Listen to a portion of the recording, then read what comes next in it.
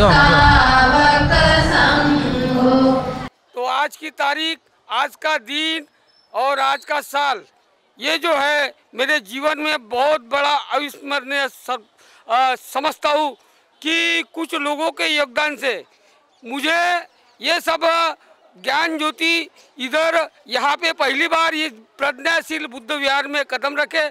मैं अपने आप को इस कार्यक्रम का एक बहुत अच्छा आयोजन किया मैंने और मेरे सहकारी मिलके, तो मुझे ये लगता है कि मैं अपने जीवन में धन्य हुआ हूँ।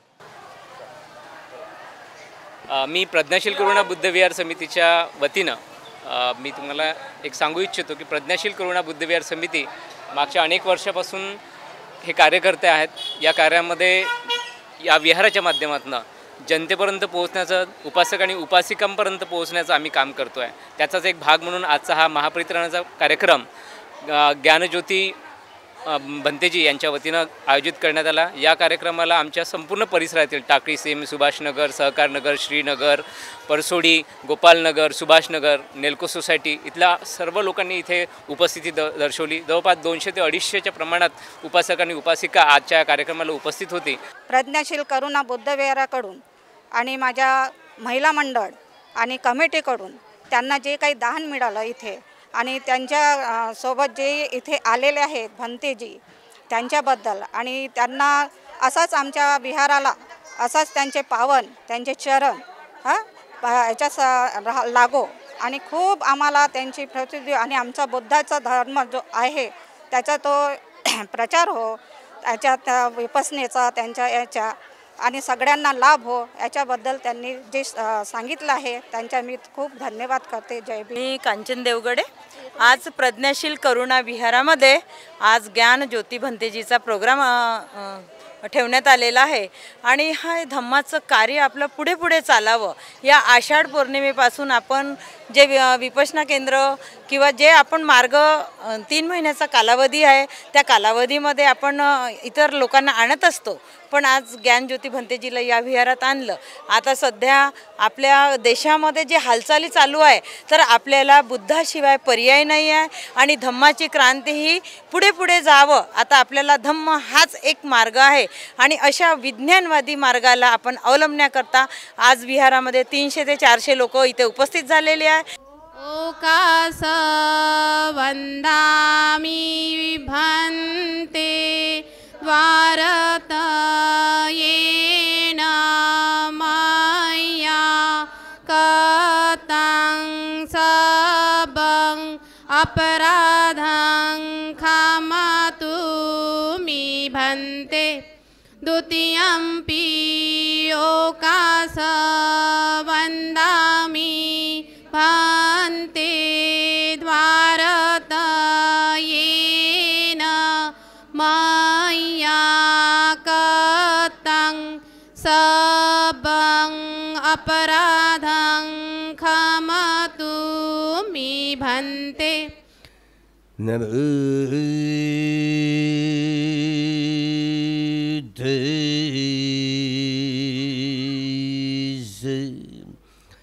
भगवतो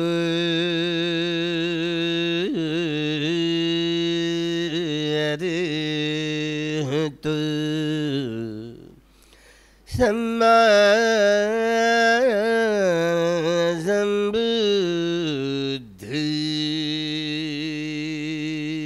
सम्बुद्धस्स नमो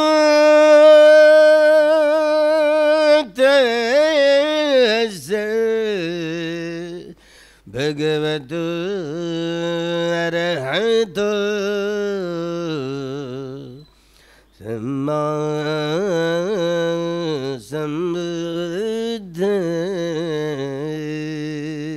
सम्बुद्धस्स नमो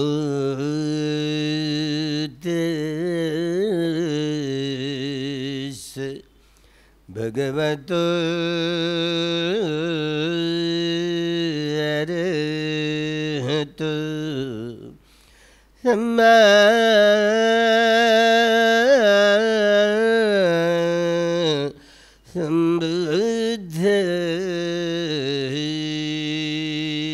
सम्बुद्धस्स साधु साधु इमं तिसरणेन सद्धिं अठ्ठं समनागत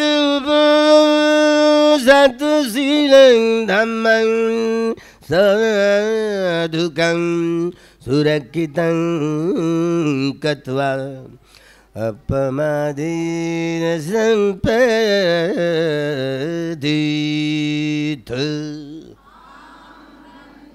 साधु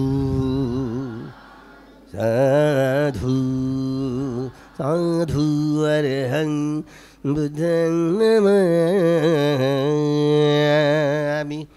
धम्मं नमामि संघं नमामि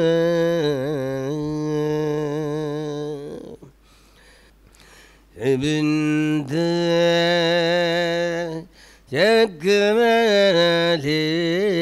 चक्रमलेषु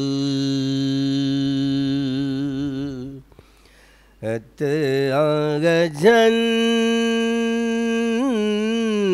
देवता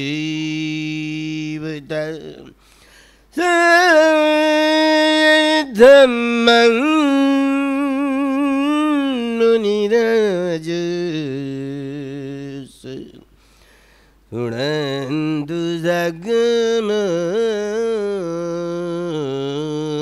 जगमुखदं धम्मश्रवणकालो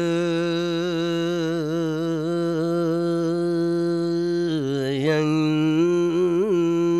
भजन्त धम्मश्रवणकालो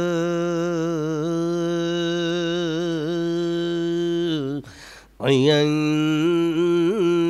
भजन्त परीत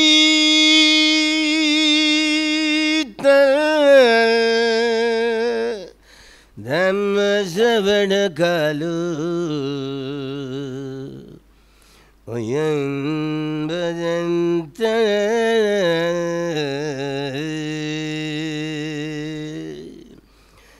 ये सन्तचित्त तिसरणं शरणा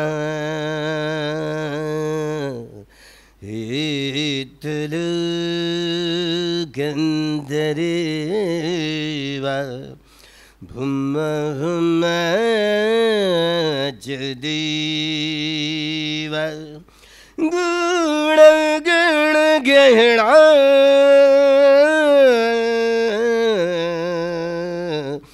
व्यवता सब कालं इति आयन्तु देव वरकनकमये मेरुराजे वसन्तु सन्तु सन्तु सहितुं मुनिवरवचनं श्रोतु भगं समग इति विशो भगवारहं सम्बुद्धो विजयचरणसम्पन्नो सुगतो लोकविदुयदुत्तरो पुरीश धम्मसारथी सत्ता देवमनुष्यानं बुद्धो भगवान् इति स्वाकातो भगवता धम्मो संदिग्धो यकालिको ये बसिको बने को पचतंगिरबोयुहिति सुबटी बन्नो भगवतो सावक संघो उजुपटी बन्नो भगवतो सावक संघो यायपटिपन्नो भगवतो सावक संघो स्वामीजी पटिपन्नो भगवतो सावक संघो यायपटिपन्नो भगवतो सावक संघो स्वामीजी पटिपन्नो भगवतो सावक संघो यंहिदं चत्तारि पुरिसयुगानि अट्टपुरी सबुगला एष भगवतो सावक संघो आभुणेयो पाभुणेयो दक्षिणेय अंजलि करणीयो अनुत्तरं पुण्यं कृतं लोकस्याइति इमाय धम्मानुधम्मपटिपत्तिया बुद्धं पूजयामि धम्मं पूजयामि संघं पूजयामि अद्वैमाय पटिपत्तिया जाति जरा व्याधि मरणं परिमुञ्चयिष्यामि इमिना पुण्यकम्मेन मामे बालसमागमो सतं समागमोऽस्तु यावनि बाणभृत्या देवो वसतु कालेन सस्यसम्पत्तिहेतु च प्रीतो भवतु लोको च राजा भवतु धम्मिको इमाय बुद्धपूजाय धम्मपूजाय संघपूजाय कथाय शुद्धचेतसा चिरन्ति धन्तु सद्धम्मो लोकन्तु सुखी सदा लोकन्तु सुखी सदा लोकन्तु सुखी सदा वेदना सुवेदनानुपस्सी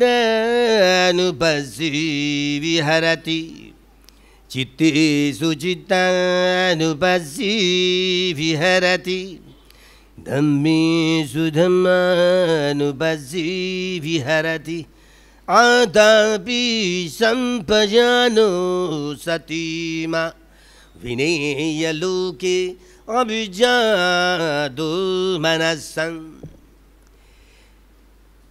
काया में कायानुपस्सी होकर के विहार करता है,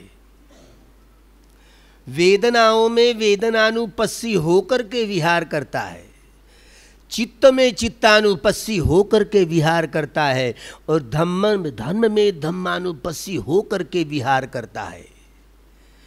धम्मं कायेन पश्यति, धम्म इस काया द्वारा देखा जा सकता है। कैसे? कायानुपස්සना करते हुए, वेदनानुपස්සना करते हुए, चित्तानुपස්සना करते हुए, धम्मानुपස්සना करते हुए। चित्त, चैतसिक, रूप और निब्बाण बड़े खतरनाक विषय है। भगवान की वाणी, भगवान ने बुद्धत्व प्राप्त करने के बाद जो किसी न कोई याचना करते हैं, सहमपति ब्रह्मा ने याचना की, भगवान मनुष्य और देवता लोग बड़े दुखी हैं और कोई दुखी नहीं रहना चाहता है। भंते भगवान 3 बार याचना की तो ही भगवान ने अपने धर्म को प्रकाशित किया, धर्म का उपदेश किया, धर्म की देशना दी, आचिखना देशना, पट्टप्पना देशना, विविध प्रकार की जो देश सत्य, एक एक सत्य शुरू से लेकर अंत तक।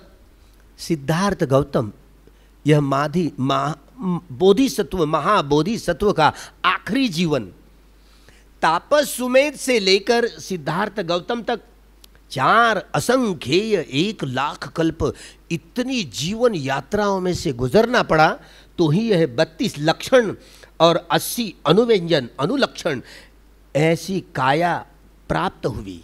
महाकारुणिको नाथो हितायं सब्ब पाणिनं पुरेत्वा पारमी सब्बा पत्तो संबोधिं उत्तमं। महाकारुणिक लोकनाथ ने सभी प्राणियों के हित सुख के लिए 10 पारमियां, 10 उपपारमियां और 10 परमत्थ पारमियां, 300 पारमिताओं का पहाड़ खड़ा करके 32 लक्षण महापुरुषों के और 80 अनुव्यंजन यह प्राप्ति हुई तो ही भगवान ने सिद्धार्थ सम्यक संबुद्ध वह बोधि का ज्ञान स्वयं प्रयत्नों के आधार पर अनुसंधान करते हुए स्वयं बुद्ध बने। उनके कोई गुरु नहीं हुआ करते, वो स्वयं गुरु है। बोधि ज्ञान का आविष्कार करते हैं तो 4 सतिपट्ठान, 4 इद्धिपाद, 4 सम्यक प्रधान, 5 बल, 5 इंद्रियां, 7 बोझंग और अरियो अट्ठंगिको मग्गो वर्णन किया हुआ है। सच्चे विभंग शुरू से लेकर अंत तक सत्य क्या होता है। सत्य अच्छा हुआ कि हम जिस वैज्ञानिक युग में रहते हैं उसमें 1968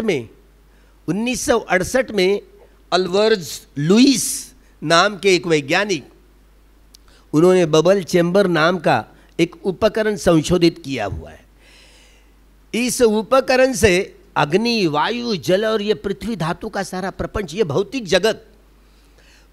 जगत की सच्चाई कम से कम उदाहरण के तौर पर स्पष्ट करने की यह सारी सुविधाएं उपलब्धियां हुई, प्राप्त हुई। मतलब उस बबर चंबल इस उपकरण के द्वारा ये भौतिक जगत है, सजीव है, निर्जीव है, वनस्पति है, प्राणी है, नाना प्रकार की निर्जीव वस्तुएं हैं, नदियां हैं, पहाड़ है, अनेकों ऐसे, मतलब लाखों आकाश गंगाएं हैं, लाखों आकाश गंगाएं हैं, ने करोड़ों अरबों खरबों सूर्यमालाएं, और एक प्लैनेट्स में, एक सूरजमाला में, एक सूर्यमाला में 31 प्रकार की काया धारण करने वाले प्राणी हुआ करते हैं। इसलिए लोकविदु बार बार कहा गया। लोकविदु एक चक्रवाल में 31 प्रकार की काया धारण करने वाले प्राणी हुआ करते हैं। 4 अपाय गति के धम्म चक्क पवत्तन सुत्त में लिखा हुआ है। डॉक्टर बाबा साहब अंबेडकर जी द्वारा इस किसी कोई पारंपरिक बुद्धिस्ट देश हो, भगवान के सद्धर्म को मानने वाले लोग हो, फिर भी उन लोगों ने धार्मिक राजा कैसा हो, कैसे उत्पन्न होना चाहिए, इस बातों को उजागर नहीं कर पाए। लेकिन बोधिसत्व का चित्त है डॉक्टर बाबा साहब अंबेडकर जी द्वारा इस देश के राष्ट्रपति भवन पर, राष्ट्रपति का निवास है, उस राष्ट्रपति भवन पर धम्म चक्क पवत्तनाएं अंकित किया है। क्यों, क्या वजह है? भगवान की मूर्ति, खड़ी मूर्ति स्थापित की है। क्या किसी ने विरोध किया? किसी ने नहीं किया। क्यों? आखिर राष्ट्रपति भवन में ये बुद्ध की मूर्ति क्यों रखी गई? उस राष्ट्रपति निवास पर धम्म चक्क पवत्तनाएं क्यों लिखा गया? क्योंकि कोई हो जब धम्म चक्क प्रवर्तित करते हैं तो ये आषाढ़ी पूर्णमासी के दिन ही धम्मचक्र प्रवर्तित, कोई बुद्ध हो, सिद्धार्थ गौतम के पहले जितने सारे बुद्ध हुए भूतकाल के, उन्होंने भी धम्मचक्र प्रवर्तित किया तो आषाढ़ी पूर्णमासी के ही दिन। अभी अगले आने वाले अर्य मैत्रेय सम्यक संबुद्ध उत्पन्न होंगे, वह भी धम्मचक्र प्रवर्तन आषाढ़ी पूर्णिमासी को ही करेंगे। जब भी कहीं बाबा साहब अंबेडकर जी अगले भविष्य में आने वाले कहीं सम्यक संबुद्धत्व प्राप्त करेंगे, तो भी वे ही ऐसे ही 32 लक्षण वाले और 80 अनुव्यंजन वाले, सभ्य बुद्धा समसमा, सभ्य बुद्धा एक, सभी सम्यक संबुद्ध एक समान होते। बोधि मिथ्या नहीं होती, बोधि सम्यक होती है, इसलिए संबोधि का ज्ञान कहा गया है। केवल सुना हुआ ज्ञान नहीं, श्रुतमय ज्ञान नहीं।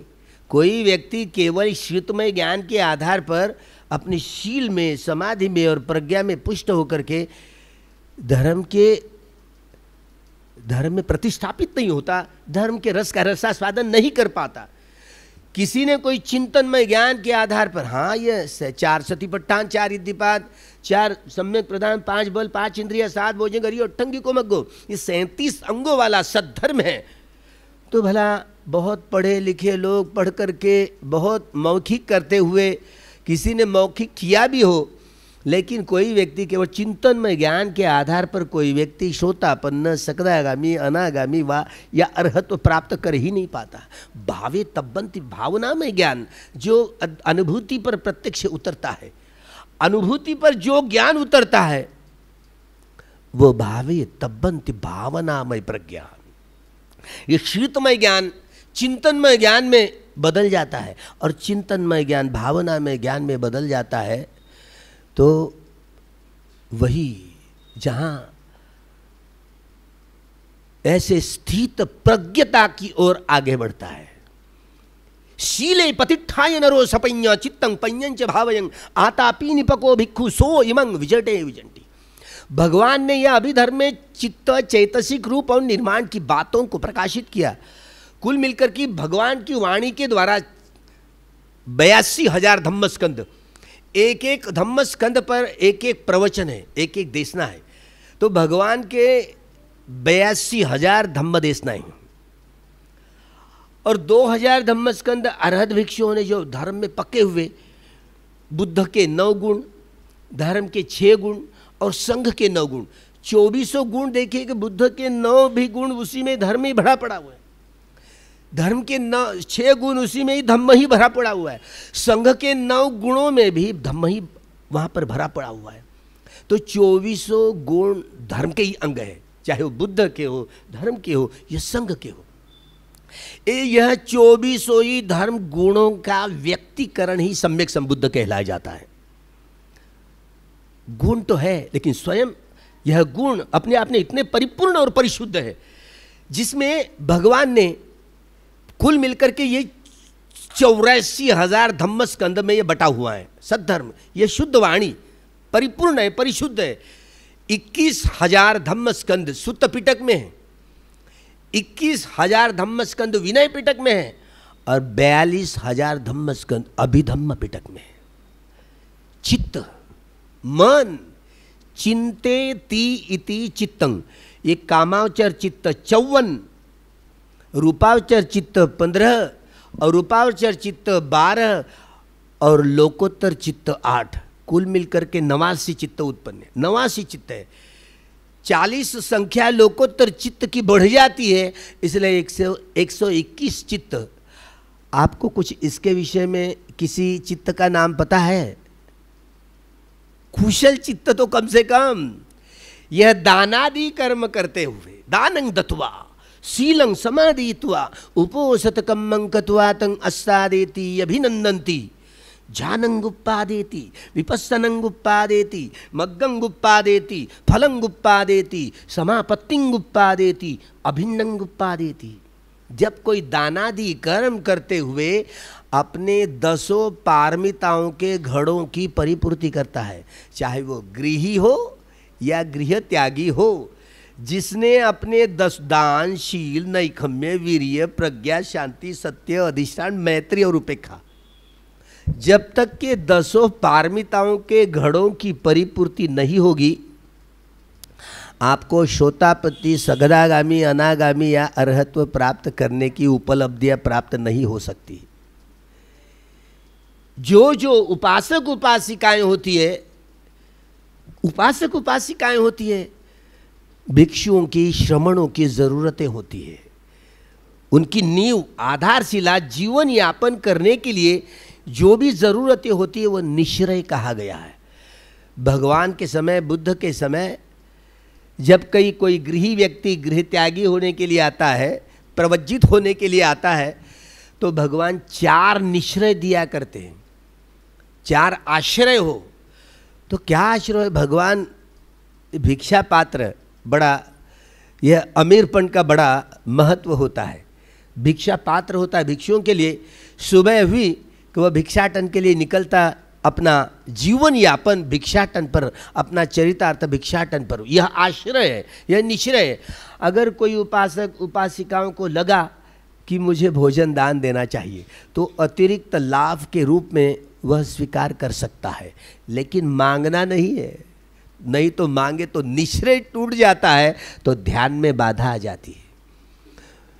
कपड़ा है, फटे पुराने कपड़े आप लोग फेंक देते हो, तो वह फटे पुराने कपड़े जो धूल से भरे हुए, तो उसको पंसु यानी धूल कहा जाता, पंसुकुल, ऐसे कपड़ों को इकट्ठा करके धुला करके उसका चीवर बना करके पहनना है। या कोई माता या भगिनी हो, वह डिलीवरी हो जाती है तो गंदे मैले कपड़े फेंक देती है, वह ले करके वहाँ उठा करके वहाँ धो करके उसका चीवर बनाना है। ये मध्यम पंसुकुल में आता है। कोई भिक्षु मृत्युवत हो गया, उसका पुराना चीवर वो धारण, वह भी मध्यम पंसुकुल में आता है।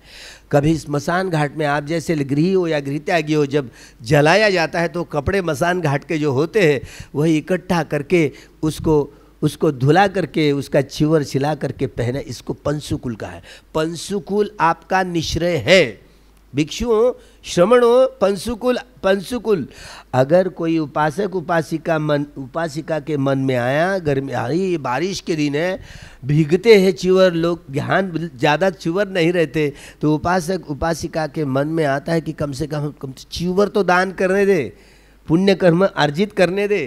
तो वो कोई चीवर दान कोई उपासक उपासिका करती है, तो वह अतिरिक्त लाभ के रूप में स्वीकार किया जा सकता है, मांगना नहीं है। अगर बीमार पड़ गया है तो यह निश्रय ये है, स्वयं का मूत्र होता है। ये कतिपय कहा गया है, स्वयं का मूत्र यही भिक्षु का दवाई। लेकिन कई दार्शनिकों ने, वैचारिक लोगों ने, विचार मनन, उच्च चिंतन मनन करने वाले लोगों ने वहाँ पर गोमूत्र लिखा है, वो गलत लिखा है। क्योंकि हम जैसे लोग अगर बीमार पड़ गए तो कहीं गाय के पास जाएंगे योगी के समान? ऐसे नहीं जा सकते ना। किसी उपासक को अगर, हाँ देखो भाई मुझे थोड़ा सा पकड़ के लिया तो निश्चय टूट गया, बोलना भी नहीं चाहिए तो निश्चय टूट जाता है, इसमें ध्यान में बाधा बन जाती है। इसीलिए दवाई का ये तीसरा निश्चय है। तो कम से कम ऐसे इसमें स्वयं का मूत्र ही वही औषध है, दवा है। अगर कोई उपासक उपासिका के मन में आ जाती है बात कि कोई औषध दान दे, दवाई दान दे, तो अतिरिक्त लाभ के रूप में स्वीकार कर सकता है। रहने की गधे का एक अच्छा बड़ा गुण होता है, वो शाम हुई तो कहीं पर भी लेट जाता है, उसको क्या पड़ी। तो इसी तरह भिक्षुओं ने, श्रमणों ने भी शाम हुई कोई न कोई एक पेड़ वृक्ष चुन ले, बस वहाँ पर अपनी संगाटी डाल करके रात ध्यान करते करते गुजारे। ये वृक्ष निश्चय है। मैं तो कोई 7x12 की कुटिया बना करके देने वाला नहीं हूँ, भगवान कहते। कोई बड़ा विहार बना करके देने वाला नहीं हूँ, तो कोई शून्यागार ध्यान करने के लिए देने वाला नहीं हूँ। लेकिन कई ऐसे उपासक उपासिकाओं के मन में आ गया कि भिक्षुओं के ध्यान करने के लिए कोई शून्यागार बना कर देते, 7x12 की कुटिया बना करके देते, या विहार बना करके दान दे, तो अतिरिक्त लाभ के रूप में स्वीकार किया जा सकता है। इसी तरह भिक्षुओं के, श्रमणों के चारों निश्रयों की परिपूर्ति जो उपासक उपासिका करते हैं, उन्हीं को धम्मदायादा कहलाया जाता है। धम्मदायक। तो धम्मदायादा, जब तक कि कोई व्यक्ति बाह्य पहचान है, जो व्यक्ति भिक्षुओं के, श्रमणों के चारों निश्रयों की परिपूर्ति करते रहता है और अपने बच्चों को, लड़कों को, लड़कियों के संघ में दान देता है, तो ये बाह्य पहचान है कि उसके 10 पारमिताओं के घड़ों की परिपूर्ति हुई है। वही लोग लगभग बुद्ध शासन में गृही हो या गृहत्यागी हो, इतने लोग लाभान्वित होते हैं, इतने लोग। तो 5 लाख लोग सावत्थी में श्रोतापन्न, सकदागामी, अनागामी आणि अर्हत्व प्राप्त हो चुके थे भगवान के समय में, बुद्ध के समय में। आज नागपुर की हालत, 65 साल गुजर गए। अब पर्चा अभी आते आते गाड़ी में मुझे बतलाया गया, अरिहंत ज्ञान ज्योति, अरिहंत। अब आपको क्या पता है, ये अभिधर्म की बात है। अरि यानी दुश्मन, दुश्मनों का हनन किया हो, लोग ऐसे ही लिखा करते हैं।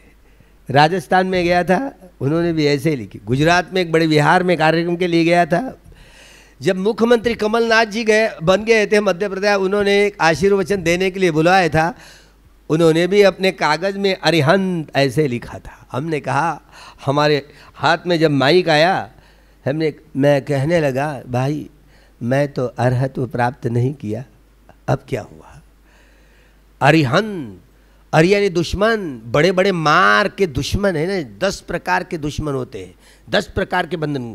सक्का दिट्ठी, विचिकित्सा, सिल्वर, परामर्श, काम, छंद, व्यापार, तीन विद्या, औदत्य, कौत्य, विचिकित्सा, उनके रूपराग, अरूपराग, मान और अविद्या, ये 10 प्रकार के मार बंधन हुआ करते हैं। इन 10 प्रकार के मार बंधनों के खिलाफ लड़ाई करने के लिए युद्ध भूमि है ये। धर्म बच्चों का खेल थोड़ी है, युद्ध भूमि है। मार के खिलाफ की लड़ाई। पंच मारे पराजेत्वा पत्तो संभो धिंग उत्तमं। देवपुत्र मार, जो परनिमित्त वसवत्ती देवता लोगों में रहते हैं, देवपुत्र मार। ये देवपुत्र मार, किलेश मार, ये काम तृष्णाएं, भव तृष्णाएं, विभव तृष्णाओं का संग्रह होता ना, जो बार बार हमें बड़े घनीभूत भव तृष्णाओं का जो संग्रह होता है, जो बार बार हमें जन्म ग्रहण करने के लिए मजबूर कर देता है। यह किलेश धातु, ये किलेश मार, ये खंड मार, उपादान खंडा, ये शरीर मैं मेरा, ये चित्त मैं मेरा, अरे काही भाई तेरे, ये खंड मार। रूप उपादान खंडो, वेदना उपादान खंडो, संज्ञा उपादान खंडो, संखार उपादान खंडो, विज्ञान उपादान। तो ये खंड मार, अभिसंखार मार और मच्छु मार, इन 5 मारों के खिलाफ लड़ाई युद्ध भूमि है। बच्चों का खेल थोड़ी है। हमने कोई अर्हत्व प्राप्त नहीं किया है। ये बात है कि इस धर्म के स्कंद को समझा सकता हूँ, इसका मतलब ये नहीं है कि मैंने अर्हत्व प्राप्त कर लिया है। मैं तो पहली ही डुबकी नहीं लगी, मैं तो श्रोतापन्न ही नहीं हूँ। कोई कहता है मैं ऐसा हुआ, ये तो बड़ी झूठी बात होती है ना। मुझे पहली डुबकी नहीं लगी, मैं श्रोतापन्न ही नहीं हूँ, तो आप मुझे क्या समझेंगे? मैं अभी झूठ बोलूं? ये छड़ी वाले है ना बनते, ये अरहत भी छू। अरहत सीढ़ियाँ 4 सीढ़ियाँ होती है, श्रोतापन्न, सकदागामी, अनागामी, अरहत। आप रोजाना संघ वंदना में संघ गुणों का बार बार पठन करते, गायन करते। सुपटिपन्नो, सुमार्ग पर आरूढ़ जो है, उजूपट बड़े सीधे सरल मार्ग पर आए। न्याय पटिपन, न्याय पटिपन यानी सत्य मार्ग पर आरूढ़ है। सामिश समग्र रूप से सामिशी पटिपन्नो यंगिदं चत्तारी पुरुष युगानि 8 पुरुष पुद्गला। ये 4 पुरुष पुद्गल, श्रोतापन्न, सकदागामी, अनागामी, अरहत, 8 पुरुष पुद्गला, 4 जोड़ियां हैं, 8 पुरुष पुद्गल है, जो अपने भीतर की सारी अविद्या को दूर करते हुए आर्य सत्यों का साक्षात्कार करते हुए विद्या प्राप्त करता है। भगवान ने बार बार बात कही धम्मचक्र पवत्तन सुत्त में, पुब्बे अननु सुत्तेषु धम्मेषु चक्षुंगुदुपाधि, धर्म चक्षु उत्पन्न हो गए। मैंने पहले ऐसा सुना ही नहीं था। ज्ञानंगुदुपाधि, अभी ज्ञान पढ़े ना, दुखे याणंग, दुख समुदय याणंग, दुख निरोधे याणंग, दुख निरोधगामिनी पटिपदा यानंती इति भिक्खवे उच्चति सम्मा दृष्टि। सम्यक दृष्टि की व्याख्या अभी पढ़ी ना सुत्त में। दुख विषय ज्ञान, दुख समुदय विषय ज्ञान, दुख निरोध विषय ज्ञान, दुख निरोधगामिनी पटिपदा विषय ज्ञान आत्मसात करना, यही सम्मा दिट्ठी हो। हर कदम एक एक कदम चलते चलते सम्मा दिट्ठी को साथ में लिए हुए चलना होता है। मिथ्या धारणा नहीं होने, किसी विषय में किसी प्रकार की कोई मिथ्या धारणा रही, गलत रास्ते पर पड़ गए।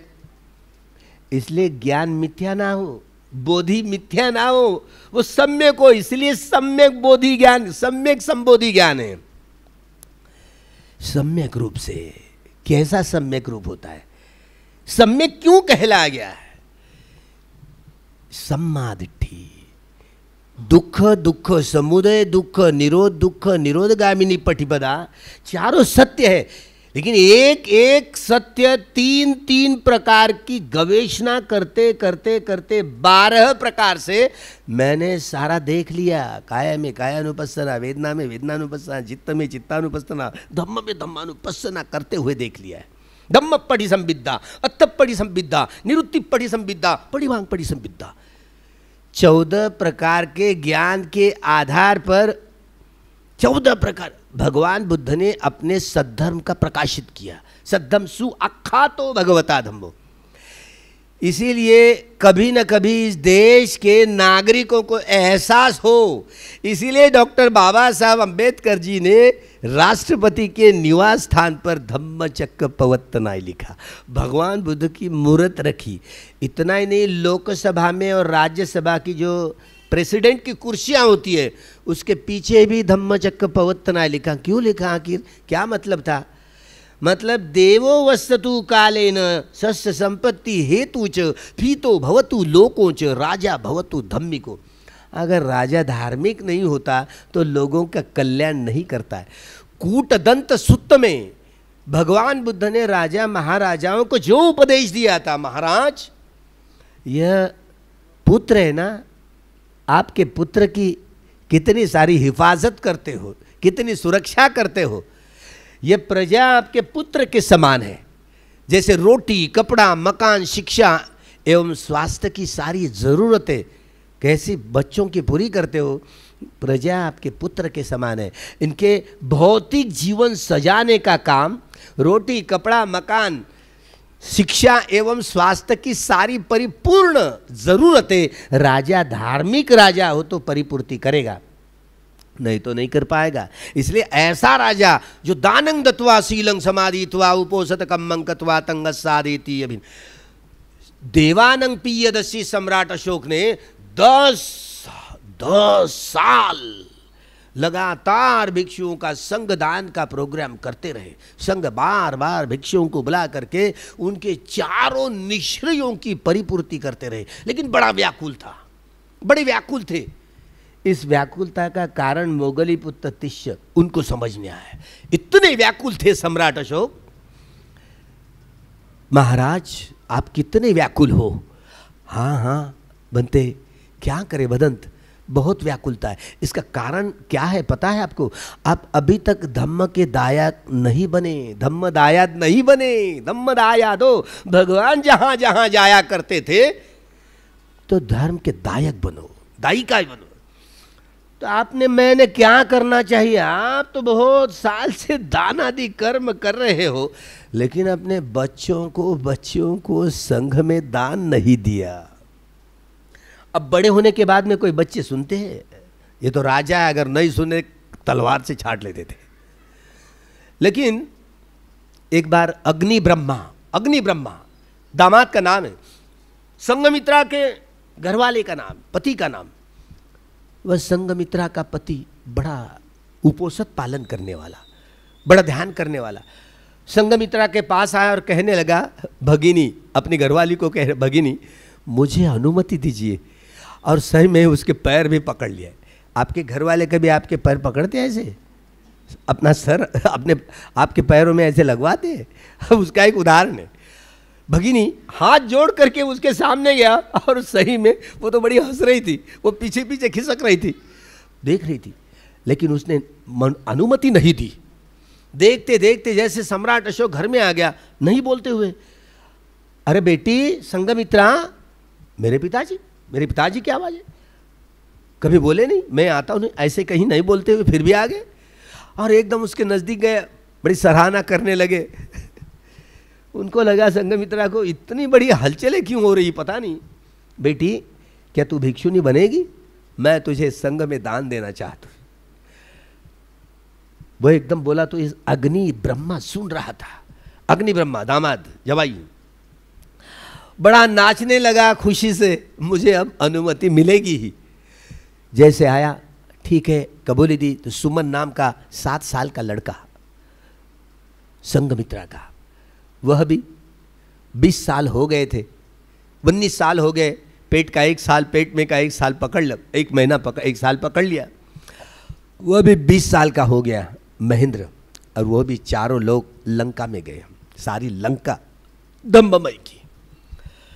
अच्छा हुआ कि वे धम्मदायक बने, उनके 10 पारमिताओं के घड़ों की परिपूर्ति हुई।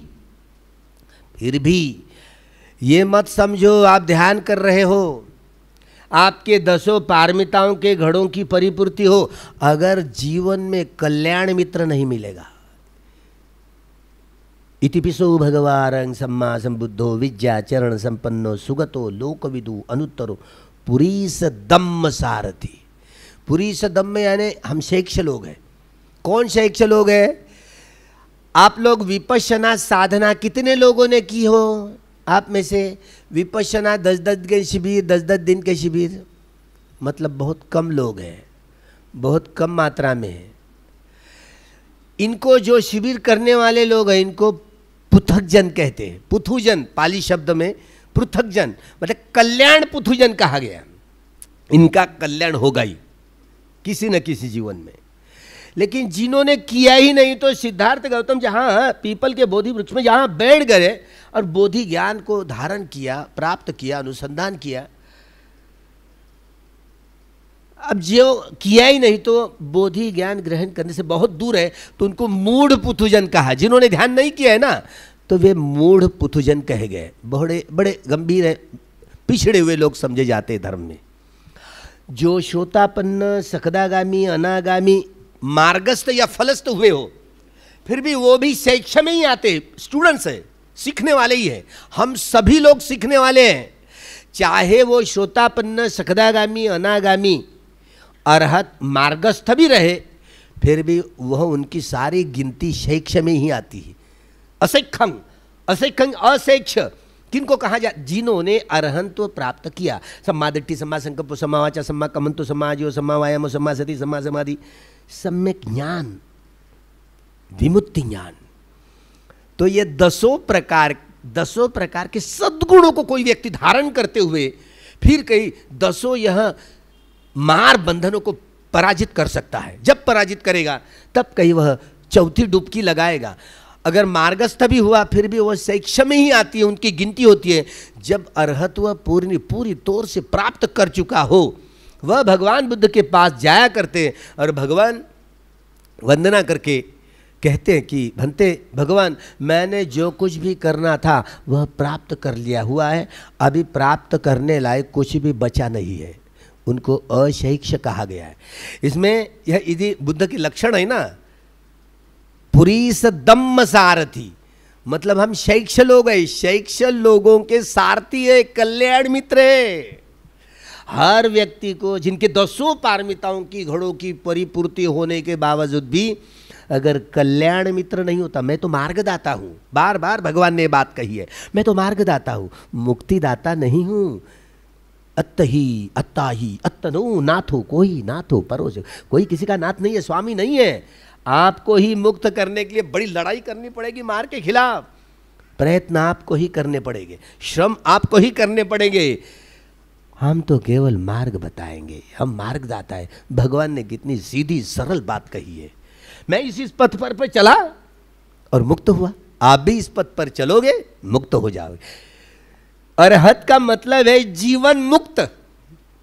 जीवन मुक्त मतलब उनका पुनर्जन्म नहीं है, पुनर्भव नहीं है। आपके दिमागों में फिर बात आई होगी कि पुनर्जन्म है या नहीं। जैसे कि मैं हूं, अब मैं मृत होने के बाद मेरे ही चेहरे पर, मैं ही ऐसा ही इसी चेहरे पर मेरा पुनर्भव नहीं होगा, पुनर्जन्म। अगर इसी चेहरे पर मैं फिर से जन्म लेता हूँ, इसी को पुनर्जन्म कहा गया। बाबा साहब उनके मृत्यु के बाद इसी चेहरे पर पैदा नहीं, उनका पुनर्जन्म नहीं होगा, इस मायने में पुनर्जन्म नहीं होगा, लेकिन पुनर्भव होगा। जिन्होंने सम्यक संबुद्धत्व प्राप्त किया हो, पच्चेक बुद्ध बन गए हो, या अरहत सत्व प्राप्त कर दिए हो, जो अरहत्व प्राप्त किया हो, 3 सत्वों का पुनर्भव नहीं होता, क्योंकि सारी काम तृष्णाएं, भव तृष्णाएं और विभव तृष्णाओं का जड़ से वह खात्मा कर चुके होते। इसलिए अयं अंतिमा जाति नत्थी दानी पुनर्भवती, उनका पुनर्भव नहीं होता। लेकिन हमारा तुम्हारा सबका पुनर्भव होगा ही।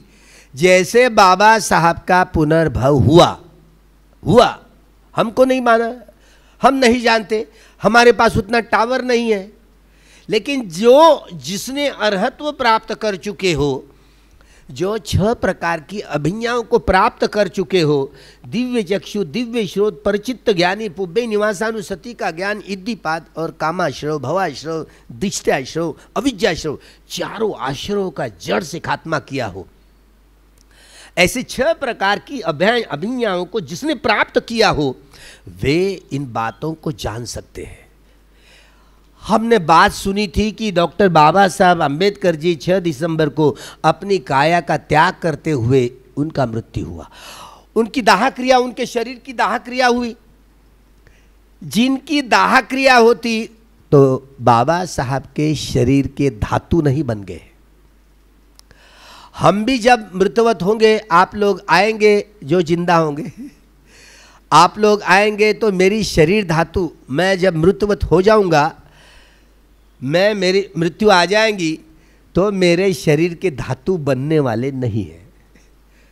लेकिन परंपरा क्या चलती है, कोई भिक्षु मर गया, मृतवत हो गया, तो चलो ना अभी पत्थर के जैसे समाधियां बांधने की कोशिश में लगे हुए थे, स्तूप खड़े करते रहते।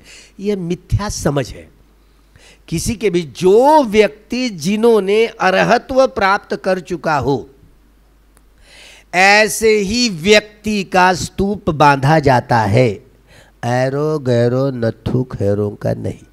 इस बात को समझे, क्योंकि अभिधर्म की बात है।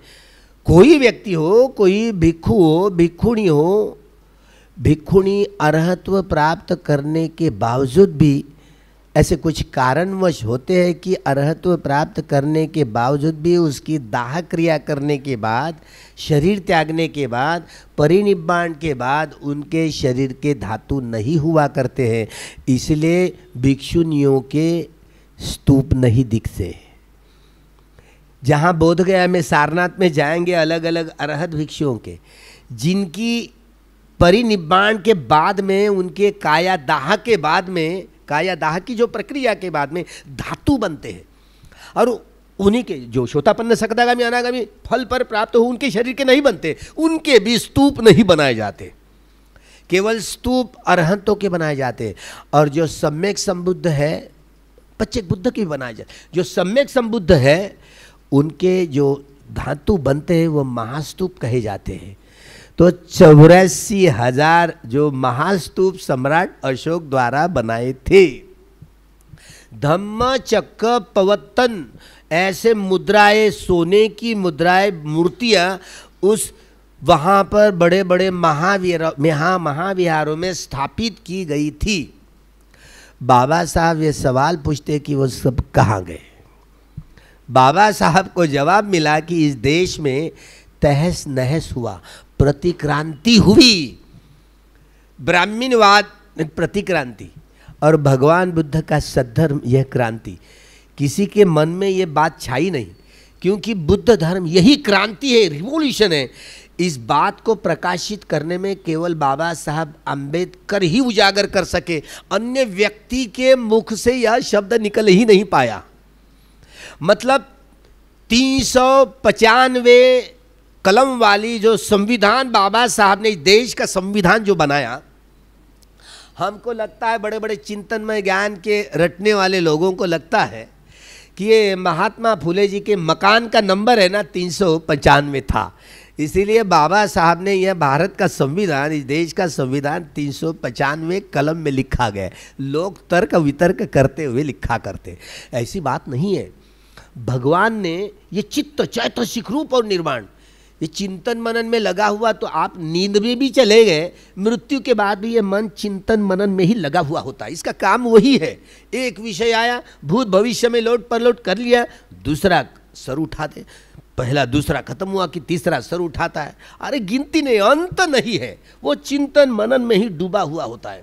बस 6 दिसंबर आया रे आर्या कि जब जो दीवारें रंगा करते, महापरिनिब्बाण दिवस। 14 अक्टूबर आया, विजयादशमी का अवसर आया तो दीवारें रंगती है, धम्मचक्र प्रवर्तन दिवस। अब कैसी शब्द है ना, रेडीमेड मिल गए, तो आप किसी तरह से इस्तेमाल करने की कोशिश में लगे हुए भ्रम और भ्रांति में जी रहे हैं। कौन सा शब्द कहाँ इस्तेमाल करना पता नहीं है। बस एक आदि कोई व्यक्ति आपके घर में कोई गुजर गया, मर गया हो, बस उसको निर्वाण प्राप्त हो गया, निर्वाणस्थ बुद्धवासी, क्या क्या शब्दों का इस्तेमाल करते, दिवंगत हो, कालकथित हो, ये शब्द पड़े हुए इतने सारे। लेकिन क्या हुआ था, निर्वाणस्थ हुए तो बुद्धवासी हुए। तो शब्द मिल जाने के बाद में कोई किसी शब्द को रटने की यह मिथ्या धारणा है। परिनिब्बाण केवल जो व्यक्ति भिक्षु बनने के बाद में अरहत्व प्राप्त करता है, उसी की काया त्याग की प्रक्रिया को परिनिब्बाण कहा जाता है। ये जो छड़ी देने वाले भिक्षु है ना, साधनानंद महाथेर, इनके पास में 10वां जो वर्षावास मैंने उनके साथ में किया। मुझे 92 साल का एक बूढ़ा भिक्षु है, वो कुर्सी में बैठ करके रहा करते थे, कुर्सी में ही, 92 साल का भिक्षु है। और मुझे लगा कि ये अरहत है या नहीं है, कैसे टटोलूं। उनके 2 लक्षण होते। कैसे? उनके मृतदेह के बाद, उनका मृतदेह रखा हुआ हो तो नाखून भी बढ़ते रहते और सर के बाल भी बढ़ते रहते। 15-15 दिन में उनके पूर्णमासी हो, अमावस का दिन हो तो बाल भी निकालने पड़ते हैं उस तरह से, और नाखून भी निकालने पड़ते हो, बढ़ते। ये बाह्य पहचान है जो व्यक्ति अरहत्व प्राप्त करता है। क्योंकि हमको नींद है ना, आधा तो जीवन सारा नींद में चला जाता है, और हमको लगता है कि जब तक कि 8 घंटे, डॉक्टर हमारे कहते हैं कि 8 तो भी घंटे सोना पड़ता है। अगर जिस दिन 8 घंटे नींद नहीं है, क्यों नहीं है, डॉक्टरों के पास में जाया करते। नींद है भाई, रोग है, खामियां है। जब कोई व्यक्ति बुद्धत्व प्राप्त करता है, अरहत्व प्राप्त करता है, पच्चेक बुद्ध बनते, वो इस सारी खामियों को दूर करता है। ये रोग है भाई, ये कोई ये प्रकृति ने दिया हुआ पुरस्कार नहीं है। तो ऐसे 3 सत्व होते, उनका पुनर्भव नहीं होता है, बाकी सबका पुनर्भव होने वाला है। बाबा साहब के विषय में जब मैंने पूछा, अरहत भिक्षु को उनके साथ में 3 महीने रहने की सुविधाएं प्राप्त हुई। उसके बाद उन्होंने पूछा, क्या भंते आपने यह बाबा साहब अम्बेडकर जी को जानते हैं? हाँ जानता हूँ। तो बाबा साहब अम्बेडकर जी उनके मृत्यु के बाद उसके क्योंकि बोधिसत्व के शरीर त्याग को महाप्रयाण कहा जाता है, यही शब्द लिखा करो। उनके महाप्रयाण के बाद वे, लंका के भिक्षु लोग कहते हैं कि उनके शरीर त्याग के बाद, महाप्रयाण के बाद, वे तुषिता देवता लोक में उनकी पटिसंधि हुई, जन्म हुआ। उनका नाम सुदर्शन है। क्या ये सही बात है? 10 मिनट के बाद में उन्होंने होकार आरती उत्तर दिया। मैं बहुत गदगद हो गया। किसी एक कोई अरहत भिक्षु ये कहते हैं तो बात झूठला थोड़ी सकते हैं। वो झूठ कैसे? ठीक है, ज्ञान ज्योति बनते, ठीक है, 1 आध बार ऐसे झूठ बोल लेगा, लेकिन जो व्यक्ति धर्म में स्थापित हुआ, श्रोतापन्न भी हुआ हो, वो झूठ नहीं बोल पाता। झूठ बोलने का उनका स्वभाव ही बदल जाता, मतलब वो शील का पालन करता ही है। जब बिठाना नहीं है बब्बू का, तो 6 प्रकार के दुष्कर्म वह व्यक्ति कर ही नहीं पाता। वह लोभमूलक, द्वेषमूलक, मोहमूलक चित्त द्वारा काम कर नहीं पाता, बंद ही होता है। वह वीत रागी, वीत द्वेषी, वीत मोही होकर के ही हर काया वाच्य मन के द्वारा काम करता है। कुशल चित्त ही उत्पन्न होता है। माता की हत्या, पिता की हत्या, अरहंत की हत्या, बुद्ध का खून निकालना है, बुद्ध के संग में भेद करना है, या भिक्षुनी दूषित कर्म करना है, इन 6 कर्मों से बिल्कुल दूर रहा करता है। कोई दूषित कर्म कर ही नहीं पाता। जो व्यक्ति श्रोता पत्ती फल प्राप्त होता है उसके मन का स्वभाव जड़ से बदलता है। 395 कलम वाली जो यहाँ बाबा साहब ने संविधान दिया हुआ है, आप लोग चाहे अपने आप को कोई हिंदू हो, बौद्ध हो, जैन हो, सिख हो, यहूदी हो, ईसाई हो, मुस्लिम हो, ब्राह्मण हो, ब्राह्मणेतर हो, इस देश के उस देश के हो, काले हो या गोरे, इस वंश के या उस वंश के हो, कोई फर्क नहीं पड़ता। सब लोग, आप लोग राग रंजित द्वेष दूषित मोह मुड़ित होकर ही काम करते हैं, दूषित चित्त से काम करते हैं। इसलिए जन्म से एक कलेजे के 2 टुकड़े होने के बावजूद भी एक नहीं है, तू मैं चलती है। क्या आप मियाँ बीबी एक हो, एक मत वाले हो? बिल्कुल नहीं है। इसीलिए देश की हालत, इस देश का सुरक्षा मंत्री प्रमोद महाजन, उसी के भाई ने गोली से भून लिया। शरद बोबड़े नाम का ये प्राणी है ना सुप्रीम कोर्ट का, अभी रिटायरमेंट हुआ, इसी उसके बहन का हाल क्या होता पता है? उसके बहन का जो 3-4 महीने की पहली की बात, MBBS MD डॉक्टर, बहू भी डॉक्टर, इकलौता पोता वही उसके यहाँ पर बढ़ गया, सॉफ्टवेयर इंजीनियर बन गया। नितिन उसका नाम, वो ऑस्ट्रेलिया में गया। अब वापस आए 4 महीने के पहले, वो सोना नाना ढूंढ रहा था, उसके लिए दादी की हत्या कर दी और अभी जेल में पड़ा हुआ है। कैसा चित्त है, कैसा काम करता है। कोई हो, कोई व्यक्ति हो, कैसे दूषित चित्त से काम करेगा तो दूषित परिणाम आएगा। प्योर माइंड, निब्बिदा ज्ञान। क्योंकि इसीलिए विपश्यना यह कम्मठान विशेषेण पश्यति इति विपश्यना, विशेष रूप से देखा जाता है, मतलब प्रज्ञा से देखना आया तो ही यह सम्मा दिट्ठी धारण करने की यह सुविधाएं प्राप्त होती, अन्यथा नहीं। वेदना पच्चैया तन्हा, भगवान बुद्ध की ये जो डॉक्ट्रिन है, अनुसंधान की दृष्टि है, उन्होंने हर मनुष्य या मनुष्यतर प्राणी हो, ये सभी प्राणी वेदनाओं के आधार पर दुख चक्र बनाया है, लोक चक्र बनाया है, भव चक्र बनाया है। सुखा वेदनाएं प्रतिक्रिया करते हुए राग की गांठें बांधे थे, दुखा वेदनाएं प्रतिक्रिया करते हुए द्वेष की गांठें बांध रहे हैं, अधुका असुखा न्यूट्रल वेदनाएं तो मोह मूर्ता की गांठें बांध रही है। हमने हमारे चित्त द्वारा प्रतिक्रिया करते हुए वेदनाओं के सहारे यह दुख चक्र, भव चक्र, लोक चक्र निर्माण किया। बाहरी कोई शक्ति इसकी जिम्मेदाराना नहीं है। कैसे जान पाएंगे? इसलिए विपश्यना के 10 ज्ञान हुआ करते हैं। इस नाम रूप, नाम यानी मन, रूप यानी शरीर, जो अग्नि वायु जल और पृथ्वी धातुओं से ये बनाया हुआ है, किसने बनाया है? ये तुम्हारा शरीर किसने बनाया है? कोई ईश्वर, परमेश्वर, आत्मा, परमात्मा आया है क्या? उसका क्या काम है? अरे अपने मन ये चित्त ही प्रमुख है, अपने मन के द्वारा अपनी काया की रचना की गई है। इसमें कोई ईश्वर, परमेश्वर, आत्मा, परमात्मा की जरूरत है ही नहीं। उसका क्या? ईश्वर, परमेश्वर, आत्मा, परमात्मा ये मनुष्य के मन की मिथ्या धारणाएं, झूठी धारणाएं, सत्य नहीं है, सच्चे विभंग। ये सांस है, जन्म से लेकर मरते दम तक हर व्यक्ति के पास में हुआ करता है। सिद्धार्थ गौतम भी वहाँ बोधि वृक्ष के नीचे बैठ करके कमर, पीठ और गर्दन को सीधी करते हुए बैठे और नासिका के भीतर बाहर जो सांस आ रहा है, जा रहा है, वो देख रहे हैं। ये सांस कल्पना थोड़ी है।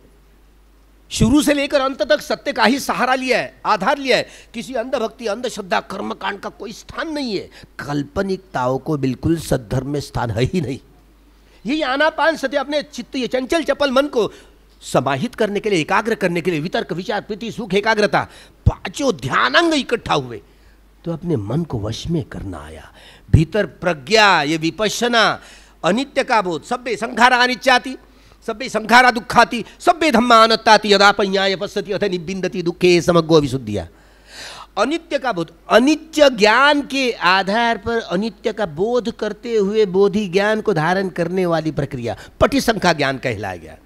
समझना थोड़ा मुश्किल काम है। दुख ज्ञान के आधार पर दुख ज्ञान का बोध करते हुए बोधि ज्ञान धारण करने की प्रक्रिया पटिसंख्या ज्ञान है। अनंत ज्ञान के, अत्त यानी मैं, अनंत यानी मैं नहीं हूं, मेरी काया मैं नहीं हूं, मेरा शरीर मैं नहीं हूं, मेरा यह मन मैं नहीं हूं, क्या हुकूमत चलती है मेरी, अनात्म है। इसलिए इस शरीर के भीतर कोई ईश्वर, परमेश्वर, आत्मा, परमात्मा नहीं है। भगवान इस नतीजे पर पहुंचे हैं। वे कहते हैं अरे कायानुपස්සना, वेदनानुपස්සना, चित्तानुपස්සना, धम्मानुपස්සना करते हो। 10 प्रकार के ज्ञान की प्रक्रिया से गुजरना पड़ता है। कोई व्यक्ति के 10 पारमिताओं के घोड़ों की परिपूर्ति हुई, कल्याण मित्र मिल गए। पहला ज्ञान इस नाम और रूप के प्रपंच को टुकड़े टुकड़े करके देखना है। अनित्य, दुख, अनंत ज्ञान के आधार पर प्रज्ञा के 3 लक्षण है, अनित्य लक्षण, दुख लक्षण, अनात्म लक्षण। इसी तीनों लक्षणों के आधार पर इस शरीर के टुकड़े टुकड़े करके देखने की प्रक्रिया, इस शरीर के और मन के भीतर की सारी, भीतर बाहर का सारा रहस्य खोल दिया है भगवान ने। अरे तरंगे ही तरंगे, तरंगे तरंगे, बुदबुदे ही बुदबुदे, ये शरीर है। अग्नि, वायु, जल और पृथ्वी धातुओं के तरंगे तरंगे। वेदना, संज्ञा, संखार और विज्ञान। वेदयति वेदना, वेदना मन का अनुभवन करने वाला खंड है। संज्ञा पहचान करके मूल्यांकन करने वाला खंड है। ये संखार प्रतिक्रिया करने वाला खंड है। विज्ञान जानने वाला खंड है। मन के चारों खंड ये भी उत्पाद होकर के ये तरंगे तरंग चित्त चैतसिकों के, और ये अग्नि, वायु, जल और पृथ्वी धातुओं के तरंग, किसको मैं कहूँ, मेरी काया कहूँ, मेरा मन कहूँ, क्या हुकूमत चलती है मेरी, अनात्म है। इसी तरह 10 प्रकार के ज्ञान, सम्मर्शन ज्ञान, ये सम्मर्शन ज्ञान, उदय ज्ञान, भंग ज्ञान, भय ज्ञान, आदिनव ज्ञान, निब्बिदा ज्ञान, मुंचित काम्यता ज्ञान, पटिसंख्या ज्ञान, संखारोपेक्षा ज्ञान और अनुलोम ज्ञान। 10 ज्ञानों की प्रक्रिया से जब गुजरेंगे और फिर बाद में गोत्रभू चित्त उत्पन्न होगा, अनित्य से नित्य की ओर ले जाने वाला, अनित्य से नित्य की ओर ले जाने वाला। इसलिए भगवान बुद्ध और उनका धर्म, बुद्धा एंड धम्मा, इस ग्रंथ में आखिरी पृष्ठ पर बाबा साहब ने जो 4 प्रतिज्ञाएं अंकित की है, यह प्रकृति 4 प्रतिज्ञाएं, जीव सृष्टि असीम है और हम प्रतिज्ञा यह करते हैं कि सारे प्राणियों को इस भवसागर से पार ले जाओ, साहिभूत हो। सैद्धांतिक एवं व्यावहारिक पक्ष इसकी स्पष्टता ही नहीं करनी आई तो कैसे भले धम्म प्रचार एवं प्रसार कर पाएंगे, बड़ी कठिन समस्या है। दूसरी प्रतिज्ञा, हमारे में बहुत सारी खामियां हैं, दोष है। काम तृष्णा है 500, भव तृष्णा है 500, व्यभू तृष्णा है 500। हम प्रतिज्ञा यह करते हैं कि सारी तृष्णाओं को, सारी विकारों को, सारी जितनी सारी खामियां हैं, दोष है, सबको निकाल कर बाहर करें। जब तक निकाले ही नहीं, सद्धर्म का प्रचार एवं प्रसार करने का बल हम में संग्रहित नहीं कर पाएंगे। तीसरी सत्य, अनंत सत्य है तीसरी प्रतिज्ञा, और हम प्रतिज्ञा यह करते हैं कि एक एक सत्य को उजागर करते। अंतिम सत्य कौन सा सत्य? जैसे ये बबल चैम्बर के द्वारा ये सारा भौतिक जगत का अंतिम सच्चा, अंतिम यह परमाणु है। इसको कहा गया है 8 कलाप, अग्नि, वायु, जल और पृथ्वी धातु और उनके 4 गुण। 8 कलापों से सूक्ष्म ऐसे कण जिसको कहते हैं उसको 8 कलाप, आज की आधुनिक भाषा में परमाणु कहेंगे। तो भले यही परमाणु की बात हो रही है। तो सत्य, यही भौतिक जगत की अंतिम सच्चाई परमाणु है। यह भौतिक जगत का यह सत्य है कि मन, ये 8 कलापों से चैतसिक, कौन सा, वेदना, संज्ञा, संखार और विज्ञान, ये तरंग ही तरंग है। इस तरंग को देखते इसको भंग ज्ञान का अनुभव कहा जाता है। शरीर में एक बार सिर के सिरे से पैरों के तलुओं तक यात्रा करते करते अनंत सत्य है।